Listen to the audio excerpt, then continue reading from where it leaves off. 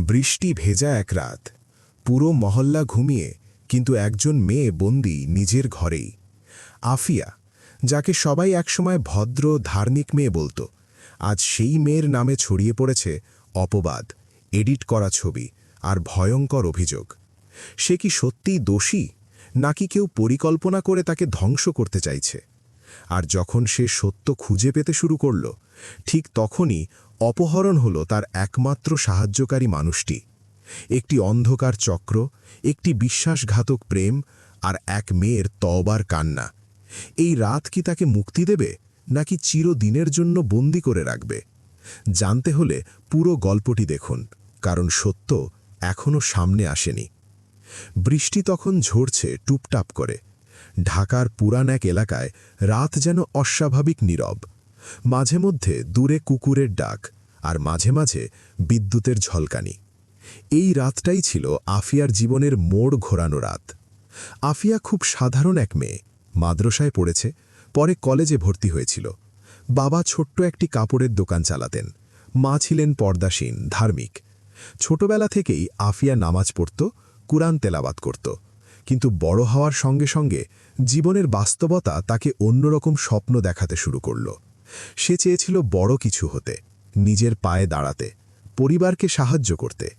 কিন্তু মানুষ যত বড় স্বপ্ন দেখে, শয়তান তত বড় ফাঁদ বাতে। কলেজে পড়ার সময় তার পরিচয় হয় রাফির সাথে। রাফি ছিল চটপটে, স্মার্ট, শহুরে ছেলে। কথায় জাদু ছিল তার। প্রথমে শুধু নোট নেওয়া দেওয়া, তারপর ধীরে ধীরে বন্ধুত্ব। আফিয়া কখনো ভাবেনি সে ভালোবাসায় জড়াবে, কিন্তু রাফি তাকে বলতো, তুমি আলাদা আফিয়া, তোমার চোখে আমি শান্তি পাই। এই কথাগুলো ধীরে ধীরে তার হৃদয় নরম করে দিল। একদিন রাফি বলল, আমাদের সম্পর্কটা সবাই মেনে নেবে না, কিন্তু আমি তোমাকে বিয়ে করব, একটু সময় দাও। আফিয়া বিশ্বাস করেছিল। সে জানত না, বিশ্বাস কখনো কখনো সবচেয়ে বড় অন্ধকারে ঠেলে দেয়। কয়েক মাস পর হঠাৎ রাফির আচরণ বদলে গেল। ফোন ধরত না, মেসেজের উত্তর দিত না। একদিন কলেজে গিয়ে শুনল রাফি বিদেশ চলে গেছে। তার মাথার উপর যেন আকাশ ভেঙে পড়ল। কিন্তু বিপদ এখানেই শেষ হয়নি। কিছুদিন পর সোশ্যাল মিডিয়ায় ছড়িয়ে পড়ল আফিয়ার কিছু ব্যক্তিগত ছবি। ছবিগুলো এমনভাবে এডিট করা যে দেখে মনে হয় সে চরিত্রহীন। মুহূর্তেই সব শেষ। মহল্লায় কানাঘোষা শুরু হলো। মেয়েটা নাকি ভালো না, ওর মা বাবা বুঝি কিছু জানে না। বাবা মাথা নিচু করে দোকানে বসে থাকেন, মা সারা রাত কাঁদেন। আফিয়া বুঝল এটা পরিকল্পিত, এটা রাফির কাজ। কিন্তু প্রমাণ কোথায়? একদিন রাতে তার ফোনে অচেনা নাম্বার থেকে কল এলো। যদি চুপচাপ থাকো তাহলে আর কিছু হবে না, কথা বললে তোমার আরও ভিডিও ছড়িয়ে যাবে। আফিয়ার হাত কাঁপতে লাগল। সে সিজদায় পড়ে গেল। হে আল্লাহ, আমি ভুল করেছি। আমি আপনার ওপর ভরসা ছেড়ে মানুষের ওপর ভরসা করেছি, আমাকে বাঁচান। সেই রাত থেকে তার জীবনে শুরু হলো এক নতুন যুদ্ধ। সমাজ তাকে তিরস্কার করল, আত্মীয়রা দূরে সরে গেল, কলেজে যাওয়া বন্ধ হয়ে গেল। বাবা বললেন, মা, কিছুদিন বাড়িতেই থাকো, পরিস্থিতি শান্ত হোক। কিন্তু পরিস্থিতি শান্ত হলো না। এক রাতে কয়েকজন অচেনা লোক তাদের বাড়ির সামনে দাঁড়িয়ে চিৎকার করতে লাগল, মেয়েকে লুকিয়ে রেখে লাভ কি, ওকে বের করো। বাবা দরজা বন্ধ করে দিলেন। মা আফিয়াকে আঁকড়ে ধরে কাঁদছিলেন। আফিয়া বুঝল সে যেন নিজের বাড়িতেই বন্দী। দিনের আলোতেও সে বেরোতে পারে না। জানালার ফাঁক দিয়ে বাইরে তাকায়, তার মনে হয় পুরো পৃথিবী তাকে ঘৃণা করছে। এই সময়ে তার খালাতো ভাই আদনান এগিয়ে এলো। আদনান ছিল চুপচাপ, কিন্তু দিনের ব্যাপারে সচেতন। সে এসে বলল, আফিয়া, মানুষ যা বলবে বলতে দাও, তুমি আল্লাহর কাছে ফিরে যাও, সত্য একদিন প্রকাশ হবেই। আফিয়া কাঁদতে কাঁদতে বলল, ভাইয়া, আমি তো সব শেষ করে ফেলেছি। আদনান শান্ত গলায় বলল, আল্লাহর দরজা কখনো বন্ধ হয় না। তারপর থেকে আফিয়া নিয়মিত তাহাজ্জুদ পড়তে শুরু করল, কুরআন তেলাওয়াত করতে লাগল, নিজের ভুলের জন্য কাঁদতে লাগল। কিন্তু অন্ধকার যেন আরও ঘন হয়ে উঠছিল। একদিন হঠাৎ পুলিশ এলো। তারা বলল, আপনার মেয়ের বিরুদ্ধে অনলাইন প্রতারণা এবং ব্ল্যাকমেলের অভিযোগ আছে।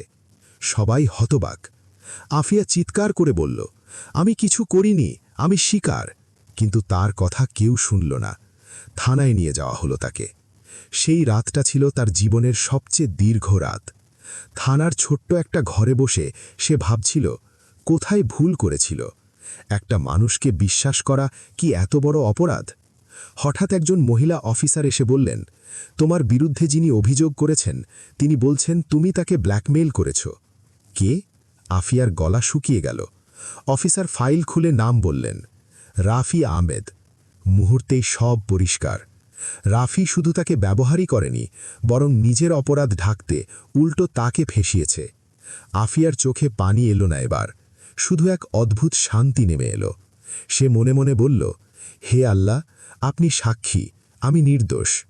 কয়েকদিনের তদন্তের পর প্রমাণের অভাবে তাকে ছেড়ে দেওয়া হলো। কিন্তু সমাজ কি এত সহজে ছাড়ে? মহল্লায় ফিরে সে দেখল মানুষ তাকে আগের চেয়েও বেশি সন্দেহ করছে।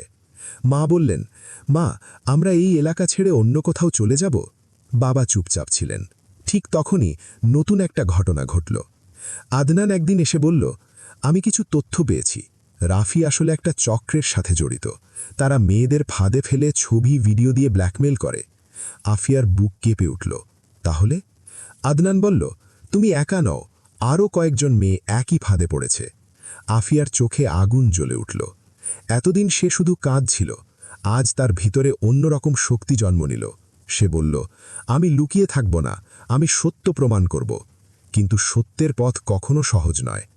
এক রাতে আদনান তাকে একটি পেন ড্রাইভ দিল। এটার মধ্যে কিছু প্রমাণ আছে, সাবধানে রেখো। আফিয়া সেটি নিজের আলমারিতে লুকিয়ে রাখল। কিন্তু সেই রাতেই হঠাৎ তাদের বাড়িতে চুরি হলো। অদ্ভুতভাবে চোর শুধু তার ঘরে ঢুকেছে। আলমারি খোলা, পেন ড্রাইভ নেই। আফিয়া বুঝল কেউ নজর রাখছে। সে ভয়ে কাঁপতে লাগল। রাত তখন গভীর, সবাই ঘুমিয়ে পড়েছে, কিন্তু আফিয়ার ঘুম আসছে না। হঠাৎ তার ফোনে আবার সেই অচেনা নাম্বার থেকে মেসেজ এলো, তুমি ভেবেছ তুমি আমাদের বিরুদ্ধে কিছু করতে পারবে?